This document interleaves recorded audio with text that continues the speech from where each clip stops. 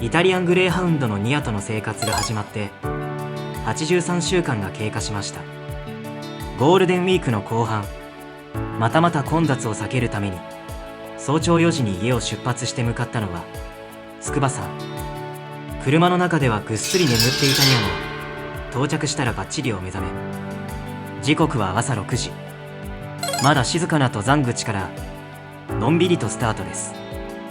この時間ならきっと誰もいないよねなんて話していたら、意外にも先客がちらほら。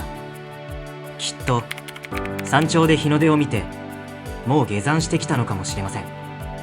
今回は山頂まで登った後、帰りはケーブルカーで降りるプランです。朝9時の始発便で下山すれば混雑も避けられてちょうどいい。そんなスケジュールでマイペースに登っていきます。朝の筑波山は空気が澄んでいてとっても気持ちいいです。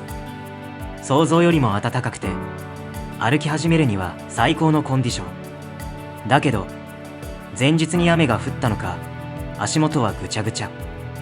ぬかるみに足を取られながらもニアのテンションは最高潮。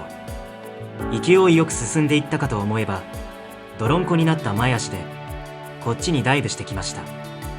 こけたわけでもないのに、なぜか人間の方が泥まみれになってしまいました。まさかこれはニアのいたずらだったのでしょうか。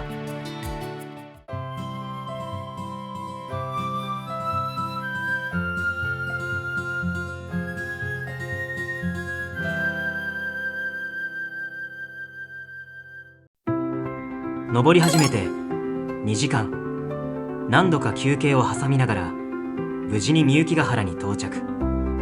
ゴール目前だけど足はすでに限界。ニアはまだまだ元気そうだけど、人間の方は太ももプルプル。山頂まで行くのは断念してみゆきヶ原でのんびり過ごすことにしました。それにしても朝の筑波の街並み、本当にキラキラしてて綺麗です。他の登山客の皆さんもカメラを片手に思い思いに景色を楽しんでいました。ケーブルカーの営業開始まではあと1時間。ベンチに腰掛けてお茶と一緒に朝ごはんのおにぎりタイムと思ったら、横からぬーっと伸びてくる前足。はい、やっぱり狙ってました。おにぎりちょうだいというニアの叫びがみゆきヶ原にこだましていました。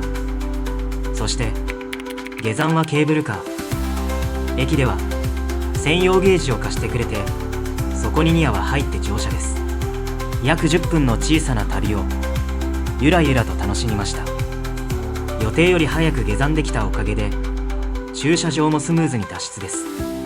ニアとの筑波山登山、最後まで最高の朝時間になりました。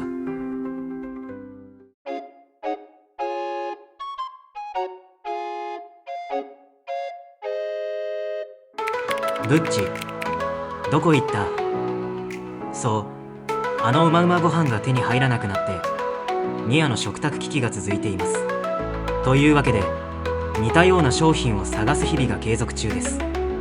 そんな中、視聴者様からディアラというドッグフードを教えてもらいました。早速気になったのでいろいろ調べてみることにしました。ブッチは低温でじっくり調理されたヒューマングレードのドッグフード、つまり人が食べられるレベルの原材料で作られていて、栄養バランスもバッチリ。でもコーンや大豆といったアレルゲンが含まれていることもあるとのこと。一方でディアラの馬肉パーフェクトプラスはローフード、火を通さず素材の栄養をそのまま生かしたスタイルで、馬肉を中心にいろんな部位や自然素材がミックスされています。ただローフードには保存のためにナトリウム添加物が使われることもあるので、そこがチェックポイント。どっちが正解かなんてすぐにはわからない。だからこそニアにとって本当に合うものをじっくり選んでいきたい。今回は思い切ってディアラを試してみることにしました。さてニアはどんな反応を見せてくれるでしょうか。続報については追ってご報告します。引き続きこんなテンションで動画を作っていきますので、ぜひチャンネル登録と高評価ボタンをポチっていただき、感想をコメントで教えてくださいませ。